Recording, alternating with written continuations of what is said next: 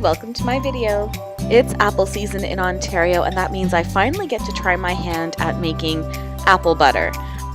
We brought back an assortment of apples from Dixie Orchards, and I'll be using some Paula Red, Ginger Gold, Bubble Gum, Red Delicious, and Sunrise apples to make this apple butter. I decided to peel my apples, but you don't have to do this. I really wanted to achieve a particular color for my apple butter, and that's why I removed the skin, especially from the red apples. But if you give your apples a good wash, you don't have to do this.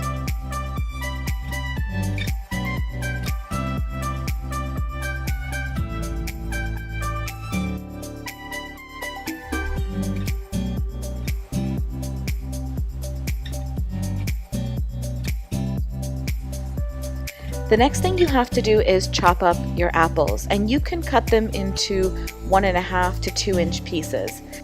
Also be sure to remove any seeds or parts of the core from your apples. I'm going to be making this in my slow cooker, but you can do this on your stovetop as well. You might have to adjust the cooking times. Now to the slow cooker, add 3/4 of a cup of unsweetened apple juice. This is going to prevent the apples from burning as they cook.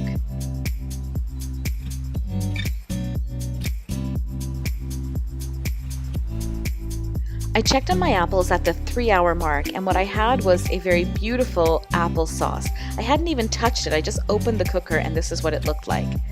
Then I let it cool for about an hour and transferred it to a blender. Then I blended the applesauce until it was absolutely perfectly smooth and put it back into the slow cooker, where I continued to cook it and reduce it on high heat for an additional 2 to 3 hours. Now I forgot to film something, and that is the 1/2 cup of sugar and 100 grams of unsalted butter that I added to this. Then I refrigerated the apple butter overnight, and the next day I transferred it to this glass container.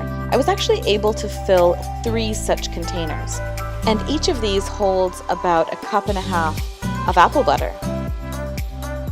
We really enjoyed the balance from this batch. It was tart but not too tart, not overly sweet, just sweet enough, and we love it most on some buttered toast. Oh, that rhymes. And you could always add a dash of cinnamon since there isn't any added to the recipe. That's a great combination, apples and cinnamon. If you live somewhere where you can harvest fresh apples, I really recommend this because you know what's going into it. You're going to buy local produce to make it, and there's really nothing to feel guilty about here. So enjoy, and enjoy the start of fall. It's getting cooler in Toronto. But to be honest, I kind of like the cooler weather. And as usual, thank you so much for watching my videos and for supporting my channel. I hope you like and subscribe and comment and check out my other recipes and write to me. I like hearing from you, especially when you write through the website. And I'll see you next week with another recipe. Bye-bye.